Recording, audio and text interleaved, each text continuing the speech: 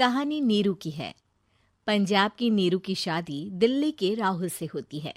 दिल्ली कितना बड़ा शहर है ना, लेकिन आप लोगों का घर तो बहुत छोटा है। हमारे पंजाब में तो ये बड़े बड़े घर होते हैं कि मजा ही आ जाता है। कोई बात नहीं नीरू, मैं भी तुम्हारे लिए बहुत बड़ा मकान बनाऊंगा बहुत जल्दी। नीरू के पिता जहाँ पंजाब के जाने माने व्यापारी थे, वहीं उसका पति राहुल दिल्ली में एक सिंपल नौकरी करता था। माँ, यहाँ तो घी मक्खन इतना महंगा है कि क्या बताऊं। मैं तो तरस ही जाती हूँ घी खाने के लिए। नीरू की माँ को ये सुनकर बहुत दुख होता है। मेरी बेटी को घी नसीब नहीं हो रहा है और ये बहू यहाँ बैठकर घी में शक्कर डाल रही है।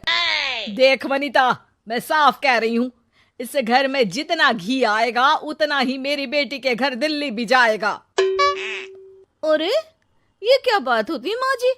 बेटी का उतना ही करो जो अच्छा लगे। अब क्या मायके से घी और मक्खन तक की सप्लाई करोगी आप? हाँ, मेरी बेटी किसी चीज को तरसे मुझसे बर्दाश्त नहीं होता। अब क्या था, नीरू के मायके में 2 किलो घी आता तो 2 किलो दिल्ली जाता नीरू के पास। एक दिन, माँ बड़ी गर्मी पड़ती है दिल्ली में। इस घर में तो एक ही एसी है और वो भी ड्राइंग रूम में। सारा परिवार एक ही कमरे में सोता है। हाँ बेटा, वो तो हर घर की कहानी है। यहाँ भी एक ही एसी है। अरे बिल इतना आता है कि क्या बोलूं। तभी वहां राकेश आ जाता है। माँ, थोड़ी देर में यहाँ कुछ प्लम्बर आएंगे मेरे कमरे में एसी लगाने। जरा ध्यान से लगवा देना ना माँ। ओए, ऐसे कैसे तेरे कमरे में एसी लगेगा? हाँ राकेश, एक बार बात तो कर लेता। अरे पापा, वो वनिता को गर्मी में नींद नहीं आती।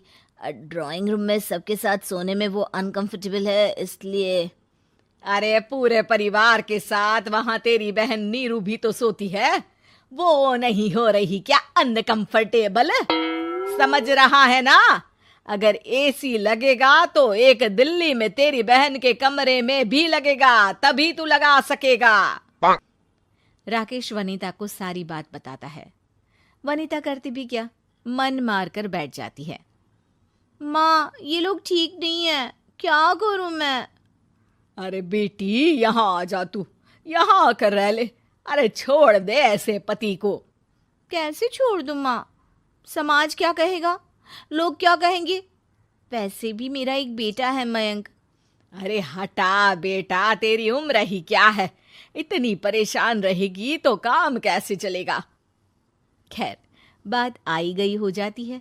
माँ को लगता है कि नीरू ठीक है, तो वहीं नीरू के मन में एक ही लाइन चल रही होती है, यहाँ आजा। माँ ने तो बोल ही दिया है कि यहाँ आजा। बस मयंक थोड़ा सा बड़ा हो जाए, इन गरीबों को छोड़कर मैं वापस माँ के पास ही चली जाऊंगी। वो इसी सोच में बाजार में चल रही थी कि मैम, आपका दुपट्टा जमीन को छू रहा है। नीरू जैसे ही उस लड़की की तरफ देखती है, देखती ही रह जाती है। हाय रे, कितना सुंदर लड़का है ये। अब क्या हुआ? मैंने कहा आपका दुपट्टा। तो खुद ही उठाकर दे दो ना। लड़का समझ जाता है कि नीरू उस पर फिदा हो चुकी है। वो उससे उसका नंबर लेकर चला जाता है। अब क्या था, नीरू और रोहित में लगातार बातें होने लगती है। मैं हरियाणा का रहने वाला हूँ, यहाँ एक बड़ी कंपनी का मैनेजर हूँ। अच्छा, और कितने बच्चे हैं तुम्हारे? बच्चे? अरे मेरी तो शादी भी नहीं हुई है। तुम बताओ, शादी करोगी? नीरू शर्मा जाती है। अब लेकिन मैं तो पहले से ही शादीशुदा हूँ। मुझे फर्क नहीं पड़ता, बस तुम शादी कर लो, भाग चलते हैं। बहुत पैसे वाला हूँ मैं, हमेशा खुश रखूंगा तुम्हें। नीरू रोहित से मिलकर सारा प्लान बना लेती है और फिर एक दिन घर से भाग जाती है। दोनों शादी कर लेते हैं। शादी के बाद, क्या बात है नीरू, तुम्हें परेशान सा देखता हूँ, सब ठीक तो है ना? हाँ हाँ, सब ठीक है।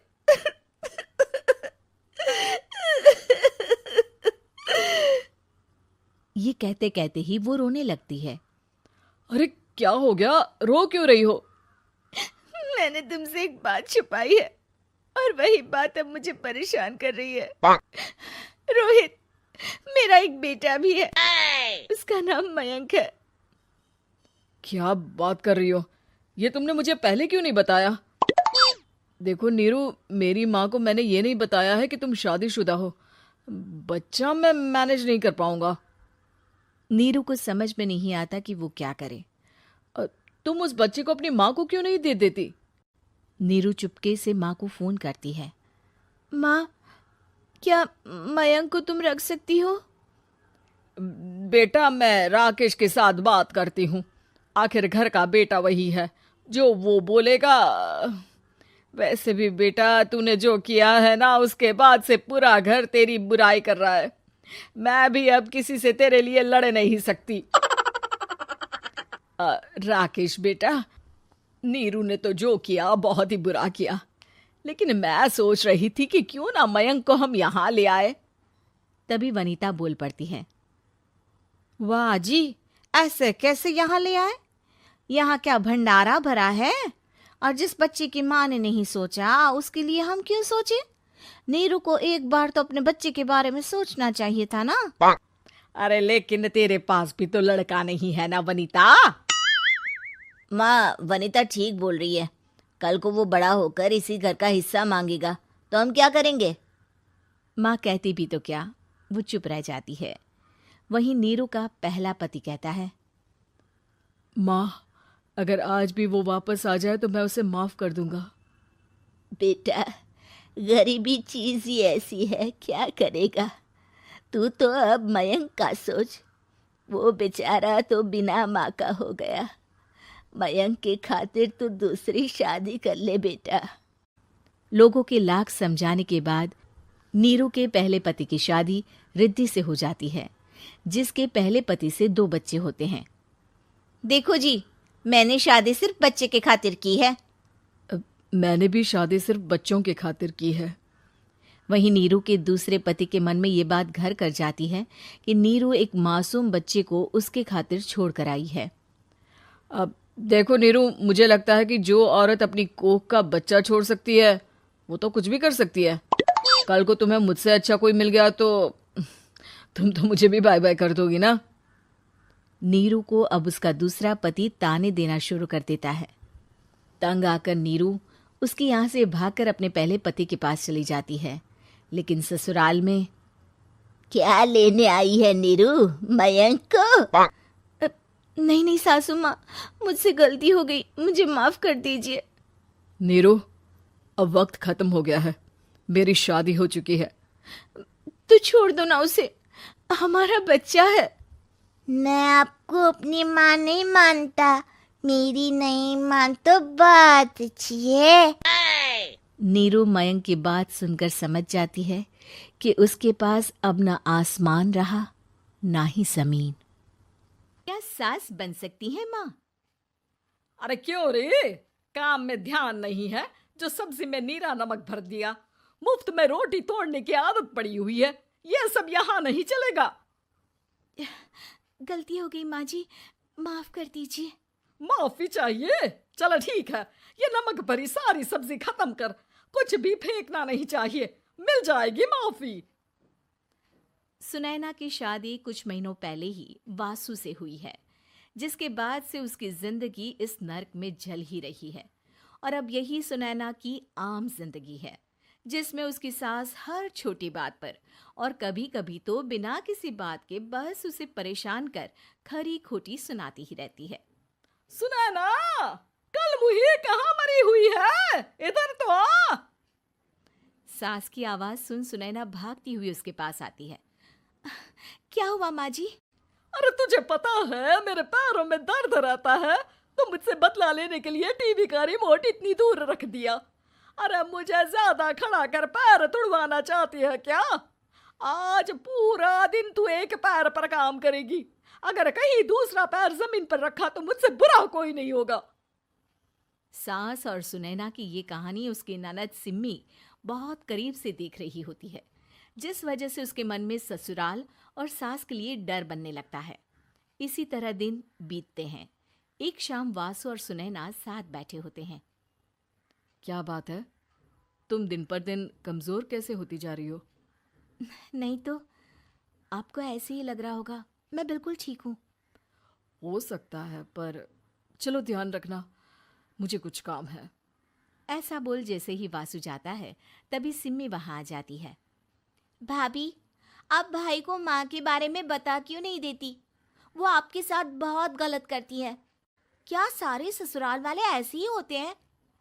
भाभी, मुझे तो शादी ही नहीं करनी, बहुत डर लगता है मुझे। अरे तुम बेकार ही टेंशन ले रही हो, ऐसा कुछ नहीं है। मुझे पता है तुम्हारा ससुराल बहुत अच्छा है, इसलिए खुशी खुशी ससुराल की तैयारी करो। सिम्मी तो वहां से चली जाती है, लेकिन सुनैना उसकी बातों से सोच में पड़ जाती है।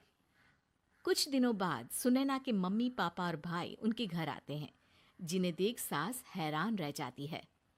आप लोग सुनैना से मिलने आए हैं?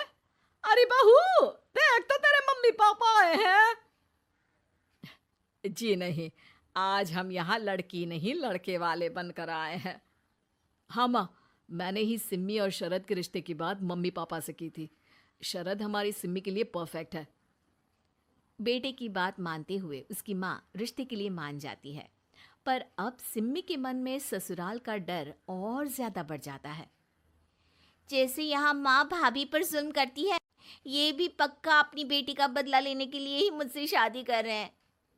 इसी सब के बीच देखते ही देखते सिम्मी शरद की शादी हो जाती है और सास के नाम से डरी सहमी सिम्मी ससुराल पहुंच जाती है। जहां पहुंचते ही वो डरते हुए बोलती है, मम्मी जी, मैं अभी पूरे घर का काम कर दूंगी और जॉब भी छोड़ दूंगी। जैसे आप कहोगी मैं सब कुछ वैसे ही करूंगी। अरे, इतना डर क्यों रही हो? और अभी घर आई हो, कोई काम करने की जरूरत नहीं। नई शादी है, कुछ दिन आराम करो, घूमो फिरो।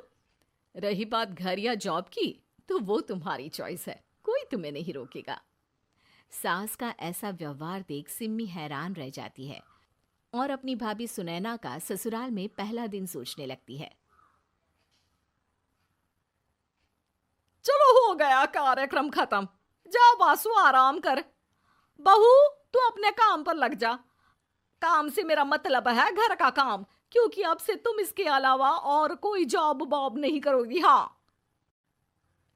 क्या हुआ, कहाँ खो गई? लगता है सपनों में ही घूमने लगी। बताती हूँ तुझे अभी। मेरी बेटी का मजाक बनाएगा?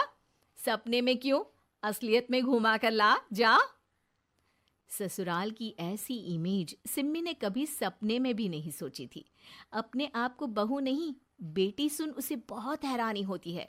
लेकिन जैसे जैसे समय बीतता है तो अब सिम्मी को किसी भी जगह से ज्यादा ससुराल अच्छा लगने लगता है। एक दिन सिम्मी सबसे मिलने मायके आती है तो अपनी माँ को भाभी पर चिल्लाते हुए देखती है। अरे करमजली, अगर मुझे इतना ही पैसा खर्च करना होता तो तेरी जगह घर में नौकरानी ना रख लेती। तुझे लेकर आई जिस नौकरानी का पैसा बचे, पर तू तो उससे भी ज्यादा खर्चा करा रही है। बस माँ, तुम्हें कोई कुछ बोलता नहीं तो हर हद पार करोगी क्या? अगर यही सब मेरी सास करे तो? अरे तो उनकी बेटी को जिंदा गाड़ दूंगी। तुम्हारे और उनके अंदर यही तो फर्क है माँ। तुम उनकी बेटी के साथ क्या क्या करती हो, सब कुछ पता होने पर भी वो तुम्हारी बेटी को पलकों पर बिठा कर रखते हैं। एक आप है, उनकी बेटी को अपनी बेटी जैसा तो क्या बहू तक नहीं समझती। माँ, आपको सुनकर मिर्ची जरूर लगेगी, लेकिन मेरी सास मेरी माँ से अच्छी माँ और सास दोनों हैं। इस पर सिम्मी अपनी माँ को अपने ससुराल और उसके प्यार के बारे में सब कुछ बताती है, जिसे सुन सुनैना की सास को अपनी हर गलती का एहसास होता है। अगर वो चाहते तो आराम से अपनी बेटी का बदला मेरी बेटी से ले सकते थे, पर उन्होंने ऐसा नहीं किया और तुझे हमसे भी ज्यादा प्यार दिया। तुम दोनों ही मुझे माफ कर दो। इसके बाद तो जैसे सुनैना की सास का रूप पूरी तरह बदल जाता है। Mission successful. रिवेंज लेना है क्या?